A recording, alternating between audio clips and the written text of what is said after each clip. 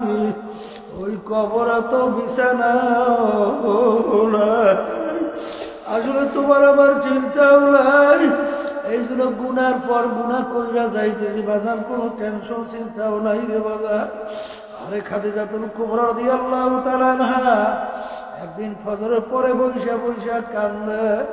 ফাতেমা রাদিয়াল্লাহু তাআলা আনহা বলেন, আব্বা যান, আম্মা কাঁদুনা। আল্লাহ নবী যাই বলেন, খাদিজা তুমি কেন কাঁদলা?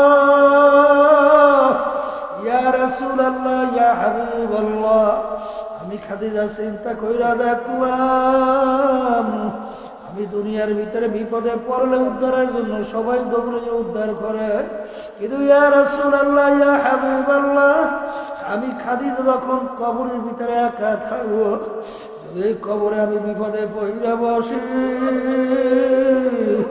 ওই কবরে আমাকে কে উদ্ধার করবে? এই শীতে আমি খাদিজা কাঁদি। আল্লাহ আমি বলেন, খাদিজা তুমি কান্না থামাও।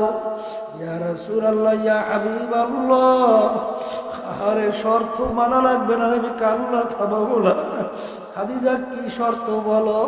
ইয়া রাসূলুল্লাহ, ইয়া হাবিবাল্লাহ, আমি যদি আপনার আগে দুনিয়ার থেকে বিদায় হই, আপনার জামা মোবারক দিয়ে আমার কাপড়ের কাপড় পরানো লাগবে। কারণ আপনার জামা মোবারক যদি আমার কাপড়ের কাপড় থাকে, কবরে মাটি আমাকে চাপ দিতে সাহস পাবে না। ইয়া রাসূলুল্লাহ, ইয়া হাবিবাল্লাহ, আমার কবরের প্রশ্ন উত্তর আপনার দেওয়া লাগবে।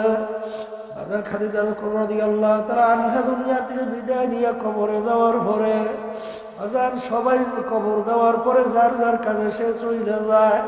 আল্লাহ রাসূল সরদারে দো জাহান কবরের পাশ থেকে যায় না।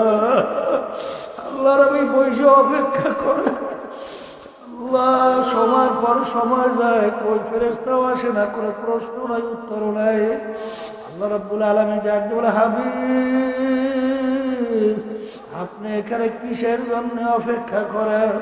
ইয়া রাসূলুল্লাহ, ইয়া হাবিবাল্লাহ, খাদিজার কবরের প্রশ্ন উত্তর যাওয়ার জন্য অপেক্ষা করি। আল্লাহ রাব্বুল আলামিন, হাবিব গো লাগবে না, লাগবে না। খাদিজার কবরের প্রশ্ন আমি স্বয়ং রব্বুল আলামিন নিজে দিয়ে দিলাম।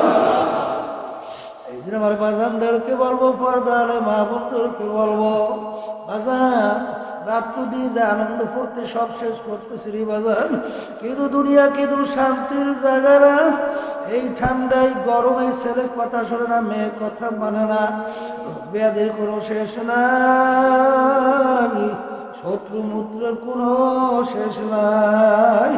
বলতে বলতে একদিন ঘোষণা বাবু কি আর দুনিয়ার ভিতরে নাই। এই জন্য আমার বাজানদেরকে বলবো, বাজান তোমার কবরে তুমি যাবে, আমার কবরে আমি যাব। তোমার কবরের প্রশ্নের উত্তর তুমি দিবা, আমার কবরের প্রশ্নের উত্তর আমি দেব রে বাজান। ওই কবরে কিন্তু কোনো দলাদলি নাই, কোন পীর কোন দলের পরিচয় চলবে না। এই জন্য আমি আপনাদের জন্য দোয়া করি, আমিও দোয়া চাই, মালিক যেন আমাদেরকে ওই একটা দলের ভিতরে রাইখা ইমান নিয়ে কবরে যাইয়া তারপর মাওলার সামনে হাজির হইতে পারি।